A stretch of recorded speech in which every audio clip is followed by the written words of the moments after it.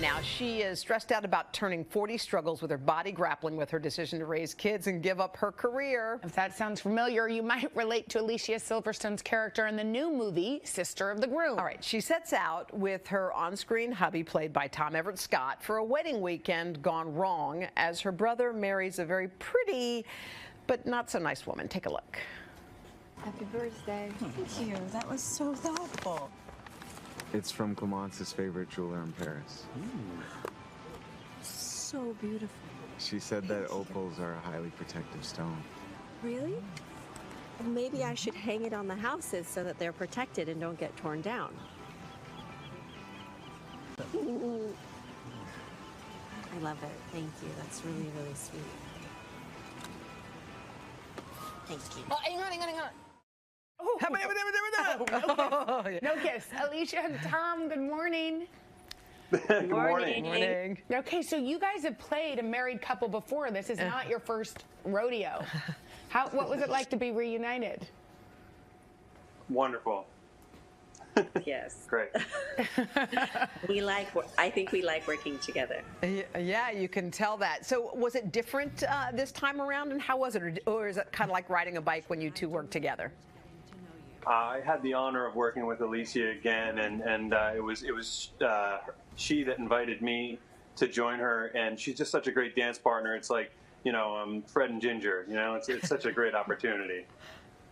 So this movie, Alicia, is funny, but it also has some themes that I think ring very true. Yes. It's about a woman who is disappointed, and takes that disappointment with her. She packs it in her suitcase and goes on this vacation. Talk about what you saw in the script. Well, I loved how unraveled this person is. She's really not satisfied. And I think that part of that is mostly her body. She's really not comfy in her skin. And she has so much anxiety and all kinds of issues, and her husband and her are not sleeping together, and that's her fault. And, she goes there hopeful to have this, to be okay, but this woman is just pushing every button in her. And then, her ex-boyfriend's there, and she ends up doing really naughty things this weekend, really bad things. But in the end, I do think she kind of comes to realize that everything is exactly as it's meant to be, and she becomes very grateful for what she has. Well, in the middle of it, everyone's felt it. It's like, hey, are you pregnant? You're like, no, I'm not. And then she says, like, well, what's in there? It's like, my lunch, okay, lady? Yeah, like, we've all had those kind of feelings. In real life, Alicia, when you come upon a situation where something comes up, how do you handle it in real life? Oh my God, I have been asked if I was pregnant so many times when I'm not pregnant. It's really sad. And it's usually after you have the baby, but it's too far after the baby. It's like 6 months, 9 months, and they say, oh, you're pregnant. You're like, no. Yeah. I mean, I have a 14-month-old, and somebody asked me recently. The answer is no. Before you guys go, we want to play a little game. It's going to pay homage to both Sister of the Groom, but also it's the 25th, is that right, anniversary of Clueless? Could that be possible? Yes. That just happened, yes. How is that real? Okay, so this is a game called As If versus I Do. Okay, we're going to throw out a wedding scenario, and if you're opposed, it's as if you're into it, just give us an I do. Okay, here we go. Have your bachelor or bachelorette party in Vegas. Tom? Oh, I do. Alicia? As if. As if. As if, okay. Tom, would you make your wedding party do a choreographed dance? No, that's a hard pass. That's as if. Okay, Tom? Yeah. That's the rule. As if. Alicia? Sounds kind of fun, but I wouldn't make them. So where do I fall? You'd ask. All right. How about this one? Give a toast after you've had an extra glass of champagne. Alicia? Definitely, I do. Yeah. Tom? Why not? I feel like it's an I do, but it should be an as if. Okay. Exactly. Okay. Exactly. Tom, what about this? Be the first person out on the dance floor. I think you are one of those people. You're just an by I do. looking at you. All right. I'm an I do on that one. It usually depends on the song, but I'm an I do. Okay. Alicia? I can fall either way. Definitely have, but also sometimes don't. I think song dependent. If kids are there, for sure. For sure with kids. Okay, All right. yeah. Thank you guys. That thing you do, you know, is snappy. Yeah. Snappy. It's a hit record. I was cast in That Thing You Do in September of 1995, and I hadn't really done much up until that point, but it was a big opportunity. Tom Hanks had written a script called That Thing You Do about a band in the 60s. Well, I have heard your record, Guy, and I like it. I like it a lot.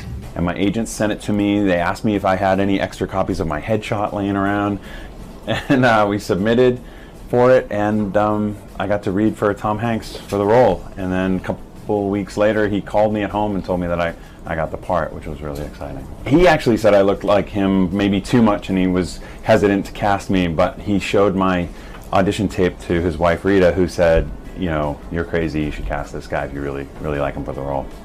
So I have to thank Rita.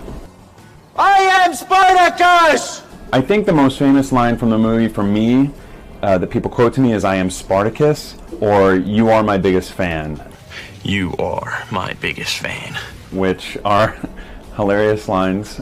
They're great to yell at people in any situation. And there's a lot of fans out there. There's a lot of people who really enjoy the movie, which I can get on board with that. It's one of my favorite movies too. It's actually required viewing in my house every Sunday.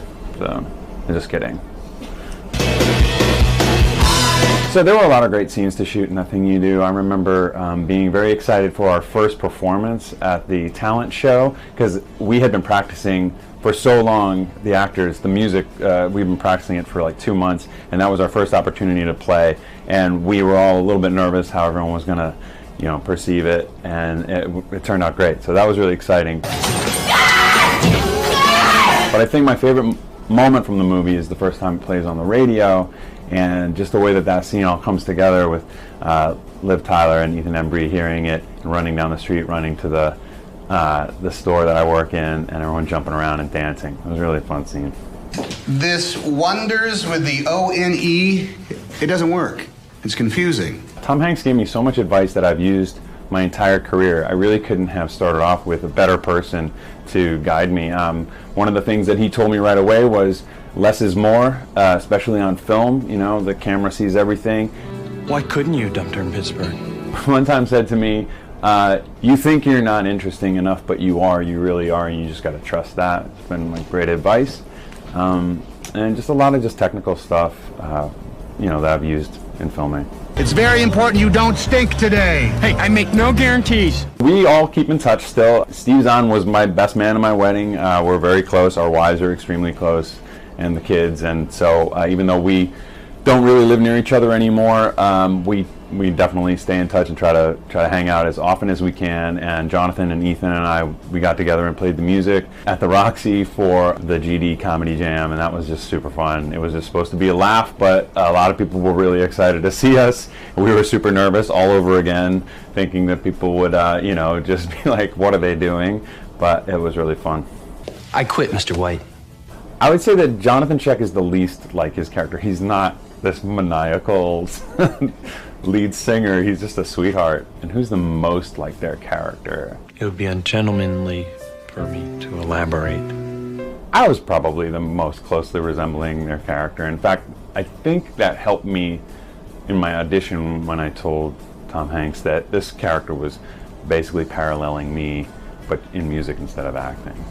Well, take us there, Sketch.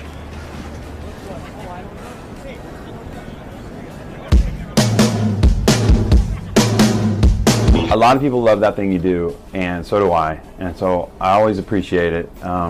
It's a great movie. I love movies that when you are changing channels and you see it and you put down the remote. I know that That Thing You Do is a classic one for that, or it's a feel-good movie that people, you know, just put on a weekend when they want to watch something great. So I'm honored to be in one of those kind of movies.